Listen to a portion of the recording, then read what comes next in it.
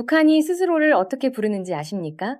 인민의 나라, 평등한 사회주의 국가, 계급이 없고 착취가 없고 모두가 함께 잘 사는 나라, 북한 교과서에 그렇게 나옵니다. 북한 방송이 그렇게 내보냅니다.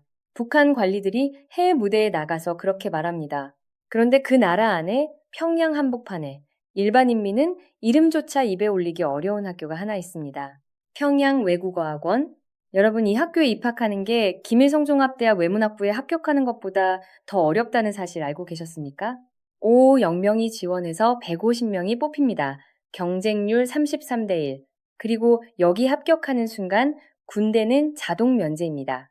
김일성 교시록. 북한에서 군 면제가 무슨 의미인지 아시죠? 10년 가까이 군대에 묶여 있어야 하는 대부분의 북한 남성과는 완전히 다른 인생 경로가 열립니다. 다시 생각해 봐야 합니다. 우리가 북한을 이야기할 때 보통 어떤 그림을 떠올립니까? 굶주린 인민, 핵미사일, 행진하는 군인들, 다 같이 굶고 다 같이 복종하는 나라, 그렇게 봐왔습니다. 그런데 그 나라 안에서 완전히 다른 세계가 동시에 돌아가고 있었습니다. 한 끼 식사에 200달러를 쓰고 벤츠로 등교하고 일식 셰프를 집에 불러 생일 파티를 여는 세계. 한국 드라마 속 장면 같죠? 평양 이야기입니다. 오늘 그 세계 안으로 들어갑니다. 그리고 그 세계가 어떻게 만들어지는지, 그 안에서 어떤 일이 일어나는지를 탈북민들의 증언을 통해 직접 들여다봅니다. 그리고 그 세계를 들여다보고 나면 우리가 북한에 대해 갖고 있던 많은 가정들을 다시 생각하게 됩니다. 외부 제재가 북한을 어떻게 압박하는지, 북한 엘리트들이 왜 체제를 지키려 하는지, 그리고 협상 테이블에서 북한이 왜 그렇게 행동하는지까지. 먼저 이 학교가 어떻게 학생을 뽑는지부터 봐야 합니다. 시험부터 본다고요? 아닙니다. 시험은 마지막입니다. 시험 앞에 2개의 관문이 더 있습니다. 첫 번째 관문은 출신 성분 심사입니다. 북한에서 출신 성분이 뭔지 아시죠? 할아버지가 뭘 했는지, 아버지가 어느 당 조직에 있는지, 가족 중에 불순분자로 분류된 사람이 있는지 3대를 거슬러 올라가며 가문 전체를 들여다봅니다. 북한 이전 인민을 핵심 계층, 동요 계층, 적대 계층으로 나누는 거 아시죠? 이 분류가 출발점입니다. 왜 외국어 학원에서 출신 성분을 봅니까? 간단합니다. 여기 나온 학생들이 나중에 해외에 나가기 때문입니다. 외교관이 되고 대사관 직원이 되고 해외 무역 업무를 맡게 됩니다. 북한 체제 입장에서 이건 가장 위험한 포지션입니다. 해외에 나가면 언제든지 탈북할 수 있는 상황에 놓이는 거니까요. 그러니 사상이 확실하고 체제에 모든 걸 걸어야 할 이유가 있는 집안 자식부터 걸러냅니다. 집에 남아있는 가족이 인질이 되는 구조입니다. 출신 성분 통과하면 두 번째 관문은 지역 추천제입니다. 누구나 시험 신청을 할 수 있는 게 아닙니다. 해당 학교와 지역에서 추천을 받아야 시험장에 들어갈 자격이 생깁니다. 북한 학교는 시급, 도급, 중앙급으로 나뉩니다. 시급에서 잘하는 학생이 도급으로 올라가고 도급에서 잘하면 중앙급 시험 기회가 생깁니다. 평양 외국어학원은 중앙급 중에서도 최상위입니다. 금성학원, 평양음악무용대학 같은 특수학교들과 함께 북한 엘리트 교육 시스템의 정점을 이루는 곳입니다. 그리고 그제서야 시험을 봅니다. 혁명 역사, 국어, 수학, 세 과목의 체육검정.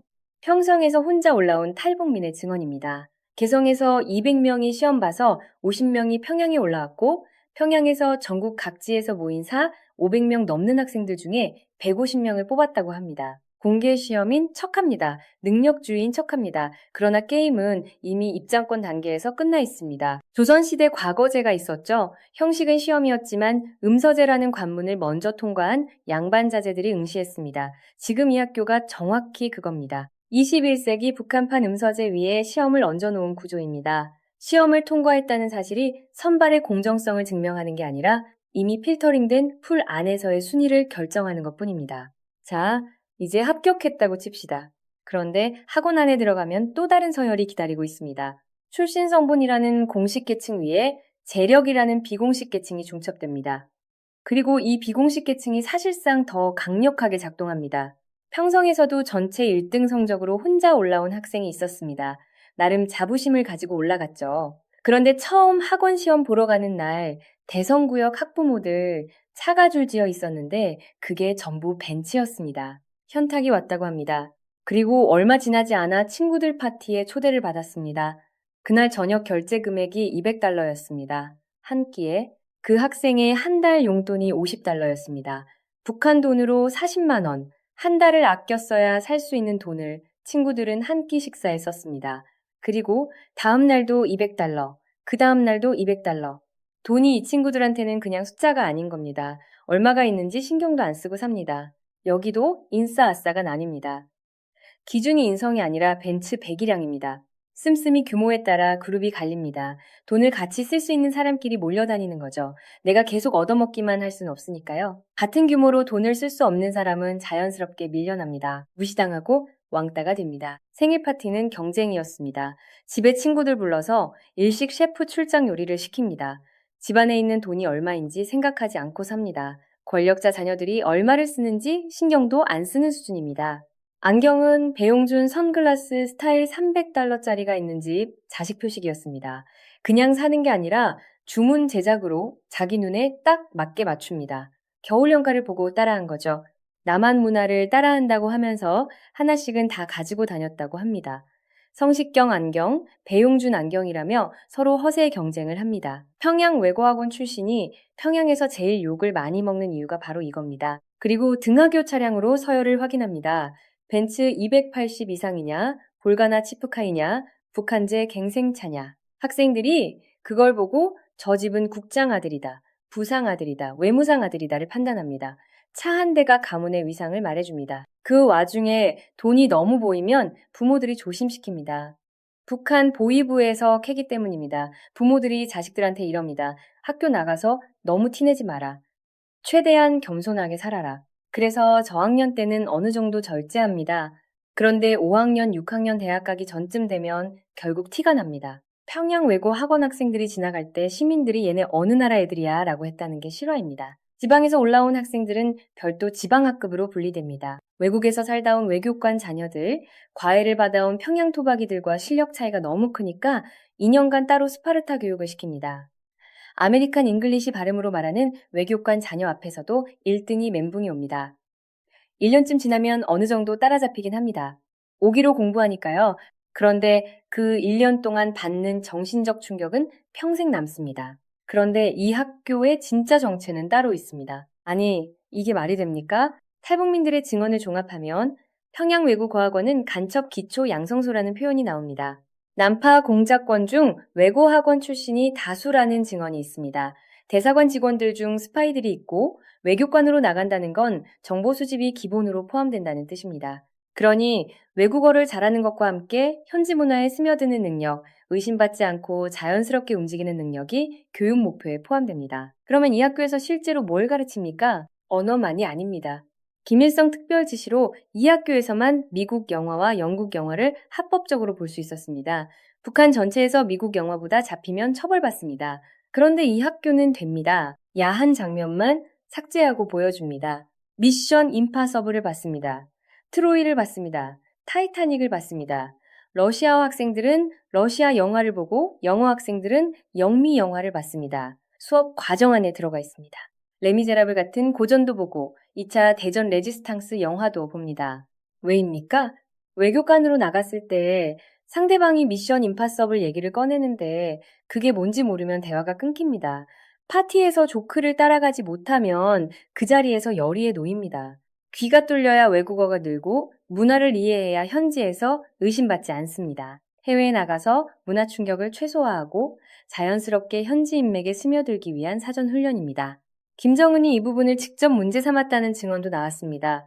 기존 외교관들의 영어 수준에 불만이 많았고 비공식적으로 토플 성적을 요구하기 시작했다고 합니다. 유창하게 영어를 쓰고 농담도 주고받고 상대방의 문화 코드를 읽어낼 수 있는 외교관을 원한다는 겁니다. 저녁 식사나 파티 자리에서 상대방한테 밀리면 안 된다는 거죠. 겉으로는 외국어 학원입니다. 안으로는 대한민국을 포함한 외부 세계를 향한 조준경을 닦는 곳입니다.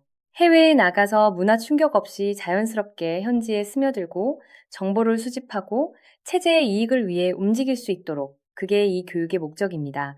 여기서 중요한 포인트가 하나 있습니다.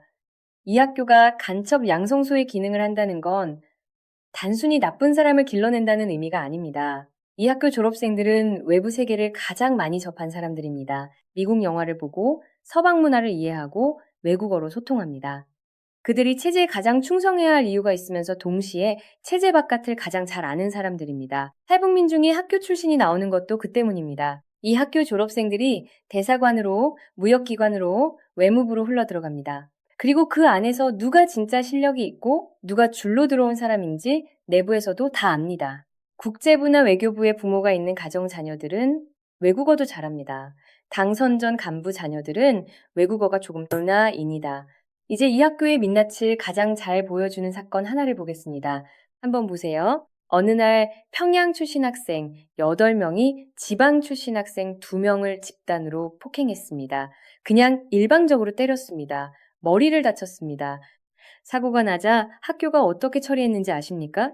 폭행한 학생 중 1명이 북한 최영림 총리의 손자였습니다. 학교에서 방침이 내려왔습니다. 폭행 피해를 당한 지방 출신 학생들과 담임교사가 함께 무릎을 꿇고 사과하라. 가해 학생과 그 부모한테.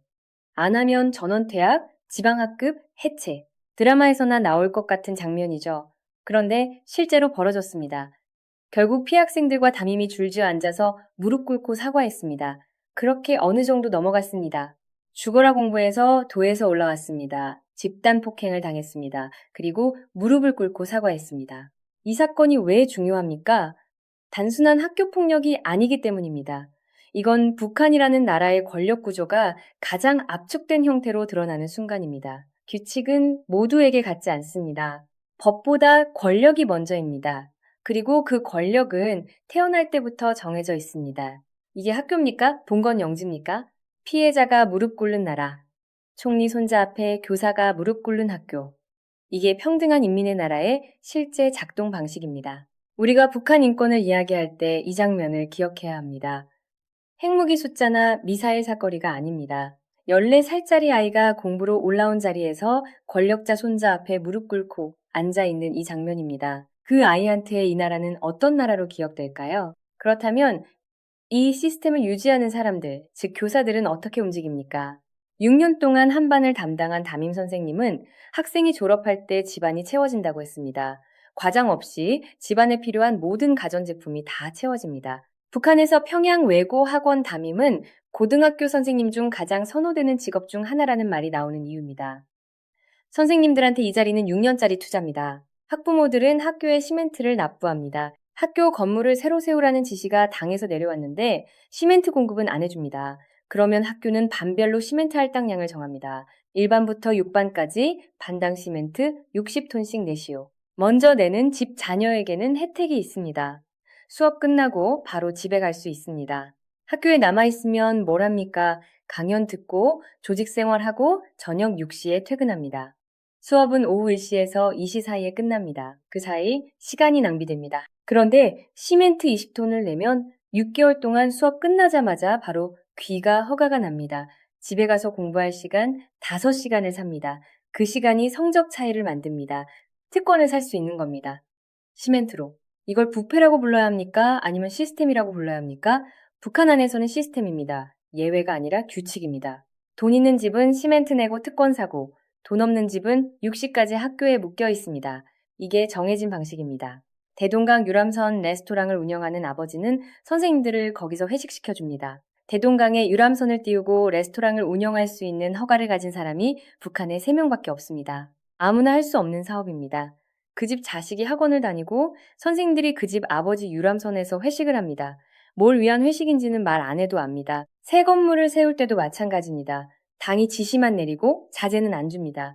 그러면 학부모들이 자재를 댑니다. 학교는 그 자재를 받아서 건물을 짓습니다. 이게 북한 엘리트 학교의 생태계입니다. 학교가 학부모한테 뭔가를 해주는 게 아니라 학부모가 학교를 먹여 살리는 구조입니다. 그리고 6년을 버티면 졸업과 동시에 자동 개폐문입니다. 김일성 종합대학 외문학부, 평양외국어대학 그냥 들어갑니다. 별도의 치열한 경쟁 없이 학원 졸업 자체가 입학 티켓입니다. 학원에 들어가서 6, 7년만 버티면 대학은 자동이라는 말이 그냥 나온 게 아닙니다. 2009년 이후 김정은이 등장하면서 정책이 바뀌었습니다. 원래는 이과 대학생만 해외 유학을 보낼 수 있었고 문과는 대학 올라가면 유학길이 막혔습니다. 그런데 김정은 등장 이후 재력이 뒷받침되는 가정의 자녀는 문과도 유학을 허용하기 시작했습니다. 300명 모집의 1기로 선발되어 나간 학생들의 조건은 단 하나였습니다. 나가서 토플 점수 받아오고 스펙 받아와라. 그렇게 베이징 대학으로 유럽으로 나간 사람들이 있습니다. 돌아온 사람들도 있고 돌아오지 않은 사람들도 있습니다. 지금 이 이야기를 전하고 있는 탈북민들처럼 잠깐만요. 북한은 스스로를 계급 없는 평등한 사회라고 선전합니다. 모든 인민이 동등하다고 합니다. 그런데 이 학교 하나를 들여다보면 세 겹의 필터가 선명하게 보입니다. 출신 성분 할아버지 때부터 쌓아온 정치적 자산, 3대가 체제에 충성했다는 증명, 재력 벤츠와 파티와 시멘트 20톤으로 증명하는 경제적 자산, 돈이 있어야 특권을 살 수 있습니다. 권력, 총리 손잡해서 피해자가 무릎 꿇는 것으로 확인되는 권력 자산. 이 세 가지를 동시에 갖춘 가문의 자녀만이 외부 세계에 접근할 수 있습니다. 그리고 이 접근권은 체제 유지의 핵심 도구로 역환유됩니다. 외교관이 되어 정보를 수집하고 해외에서 달러를 벌고 체제의 연장선이 되어 움직입니다. 조선시대 양반제도가 있었습니다. 태어난 신분이 평생을 결정했습니다. 형식은 과거제라는 시험으로 포장했지만 실질은 세습이었습니다. 유학을 배운 선비들이 관직을 독점하고 그 관직이 다시 가문의 부를 키우고 그 부가 다음 세대의 공부를 뒷받침했습니다. 평등한 척, 능력으로 선발하는 척하면서 실질은 세습 구조를 재생산했습니다. 지금 북한의 이 시스템이 정확히 그겁니다. 형식은 시험, 실질은 세습, 포장지만 사회주의입니다. 이 아이들이 자라서 외교관이 되고 정보원이 되고 통치 도구가 됩니다. 그리고 자기 자식에게 다시 이 자리를 물려줍니다. 출신 성분이 자식에게 전달되고 재력이 자식에게 이어지고 줄이 자식에게 연결됩니다. 한 번 올라간 가문은 내려오지 않고 한 번 걸러진 가문은 올라오기 어렵습니다. 그 시스템은 지금도 평양 어딘가에서 조용히 작동 중입니다. 그리고 여기서 우리가 놓치는 게 하나 더 있습니다. 이 구조 속에서 자란 아이들이 어떤 사람이 됩니까? 태어날 때부터 권력이 뭔지, 돈이 뭔지, 서열이 뭔지를 몸으로 배웁니다. 총리 손자 앞에서 무릎 꿇는 걸 보며 자랍니다. 시멘트 20톤으로 특권을 사는 걸 보며 자랍니다. 한 끼 200달러 파티가 일상인 세계에서 자랍니다. 그 아이들이 20대가 되어 외교관이 됩니다. 대사관 직원이 됩니다. 해외 무역 담당이 됩니다. 그리고 그들이 마주치는 바깥 세상, 즉 우리가 사는 세상과 협상을 하고 정보를 수집하고 북한 체제를 대표해서 움직입니다. 우리가 북한 외교관을 만날 때 우리는 이 학교에서 나온 사람을 만나는 겁니다. 그 사람이 무슨 가치관을 가지고 어떤 세계관으로 살아왔는지를 이해해야 그 사람이 하는 말의 의미를 읽을 수 있습니다. 우리가 북한 문제를 이야기할 때 핵과 미사일만 보는 동안 그 나라 안에서는 세습 엘리트 구조가 정교하게 재생산되고 있습니다. 그 구조를 이해하지 못하면 북한이 왜 변하지 않는지도 이해할 수 없습니다. 체제를 지탱하는 건 핵무기가 아닙니다. 체제에서 가장 많은 걸 얻은 사람들이 그 체제를 지키기 위해 움직이는 구조입니다. 평양 외국어학원은 그 구조의 재생산 장치입니다. 다음 세대 통치 엘리트를 찍어내는 공장입니다. 이걸 보고 나서도 북한이 그냥 핵 문제로만 보입니까? 북한의 핵은 무기입니다. 그런데 이 구조는 그 무기를 만드는 사람들을 길러내는 시스템입니다. 핵을 없애도 이 구조가 남아있는 한 다음 무기가 나옵니다. 우리가 봐야 할 건 핵이 아니라 이 구조입니다.